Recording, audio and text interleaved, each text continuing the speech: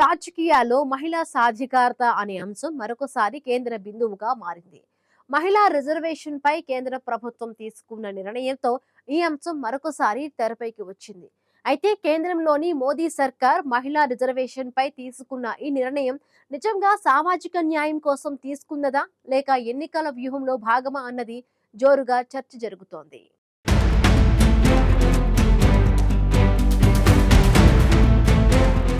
దేశ రాజకీయాల్లో మహిళా సాధికారత అనే అంశం మళ్లీ కేంద్ర బిందువైంది.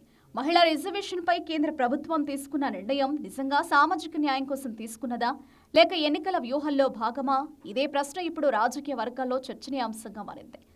దశాబ్దాల డిమాండ్కు మహిళా రిజర్వేషన్ బిల్లు పరిష్కారం అనే అభిప్రాయాలు వ్యక్తమవుతున్నాయి. కేంద్రం ఈ బిల్లును అమల్లోకి తీసుకురావడం ద్వారా మహిళా ఓటు బ్యాంకు మరింత పెరిగే అవకాశం ఉంది. ఓవైపు ప్రస్తుతం పలు రాష్ట్రాల్లో అసెంబ్లీ ఎన్నికలు జరగనున్న నేపథ్యంలో కేంద్రం ఈ బిల్లు తీసుకువస్తుందని కాంగ్రెస్ సహా ఇతర విపక్షాలు ఆరోపిస్తున్నాయి. కానీ బీజేపీ మాత్రం మహిళా సాధికారత కోసమే ఈ బిల్లును తెస్తున్నామని ప్రతిపక్షాలకు కౌంటర్ ఇస్తుంది.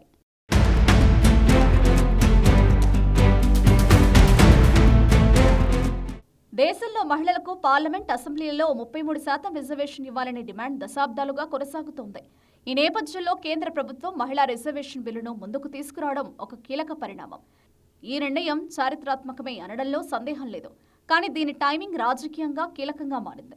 ప్రస్తుతం బెంగాల్, తమిళనాడు అసెంబ్లీ ఎన్నికలు ఉండడంతో ఈ నిర్ణయం ద్వారా ఆయా రాష్ట్రాల్లోని మహిళా ఓటర్ల మద్దతు కోసమే కేంద్రం ఈ నిర్ణయం తీసుకుందని విపక్షాలు విమర్శిస్తున్నాయి.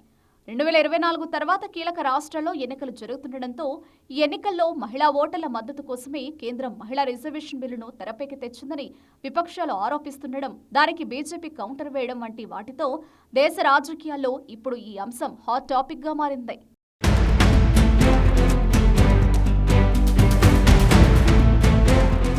మహిళా రిజర్వేషన్ల చట్టాన్ని అసలైన స్ఫూర్తితో అమలు చేసే సమయం ఆసన్నమైందని భారత ప్రధాని నరేంద్ర మోదీ పేర్కొన్నారు. ఇందుకోసం పార్లమెంటు 3 రోజుల పాటు ప్రత్యేకంగా సమావేశం అవుతుందని, అన్ని పార్టీలు రాజకీయాలకు అతీతంగా మద్దతు ఇవ్వాలని కోరారు.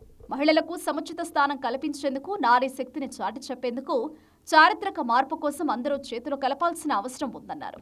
2029లో జరగబోయే లోక్సభ, రాష్ట్రాల శాసనసభ ఎన్నికలను ఖచ్చితంగా 33% మహిళా రిజర్వేషన్లతోనే నిర్వహించుకుంటామని ప్రధాని మోదీ అన్నారు.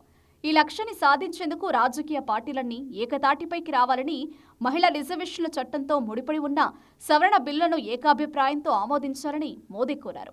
ఈ మేరకు వివిధ రాజకీయ పార్టీలకు చెందిన లోక్సభ, రాజ్యసభ పక్ష నాయకులకు లేఖలు రాసినట్లు ప్రధాని మోదీ తెలిపారు. ప్రధాని మోదీ ఎంపీలకు రాసిన లేఖలో పేర్కొన్న కొన్ని కీలక అంశాలను ప్రస్తావించారు. 2029 నుండి ఈ చట్టం అమల్లోకి వస్తే దేశంలోని ప్రజాస్వామిక సంస్థలకు సరికొత్త బలం చేకూరుతుందని పేర్కొన్నారు.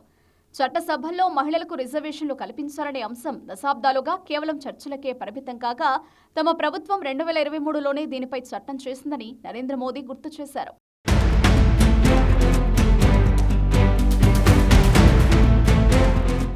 మహిళా రిజర్వేషన్ భారత రాజకీయాల్లో గేమ్ చేంజర్ కావచ్చు. ఈ బిల్లు ద్వారా మహిళా నాయకత్వం పెరుగుతుంది, రాజకీయ సమీకరణాలు మారుతాయి, రాజకీయ పార్టీల వ్యూహాలు పూర్తిగా మారవచ్చు.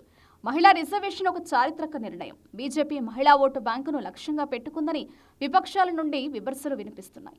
బెంగాల్, తమిళనాడు వంటి రాష్ట్రాల్లో వ్యూహాత్మక ప్రయోజనం పొందేందుకే బీజేపీ నిర్ణయం తీసుకుందని విపక్షాలు ఆరోపిస్తున్నాయి. అయితే ఇది ఒక రాజకీయ వ్యూహం కూడా కావచ్చు. మొత్తంగా ఇది సామాజిక సంస్కరణ, రాజకీయ వ్యూహం కలయికగా కనిపిస్తోంది. మహిళా రిజర్వేషన్ బిల్లును ఈ సమయంలో కేంద్రం తీసుకురావడంతో ఎన్నికలు జరిగే రాష్ట్రాల్లో బీజేపీకి బిగ్ బూస్ట్ అవుతుందా లేక ప్రతిపక్షాల విమర్శలు నిజమవుతాయా? అది మాత్రం రాబోయే ఎన్నికల ఫలితాలే డిసైడ్ చేస్తాయి.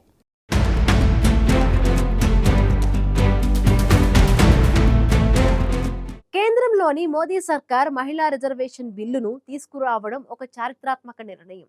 అయితే మోదీ ప్రభుత్వం తీసుకున్న ఈ నిర్ణయం వెనుక రాజకీయ కారణాలు ఉన్నాయని ప్రతిపక్షాల విమర్శలు గుప్పిస్తూ ఉండగా, మోదీ సర్కార్ మాత్రం మహిళా సాధికారత కోసమే తమ సర్కార్ ఈ నిర్ణయం తీసుకుందని చెబుతోంది. మొత్తంగా తమిళనాడు, బెంగాల్ అసెంబ్లీ ఎన్నికల వేళ కేంద్రం తీసుకున్న నిర్ణయం గురించి దేశ రాజకీయాల్లో పెద్ద ఎత్తున చర్చ జరుగుతోంది.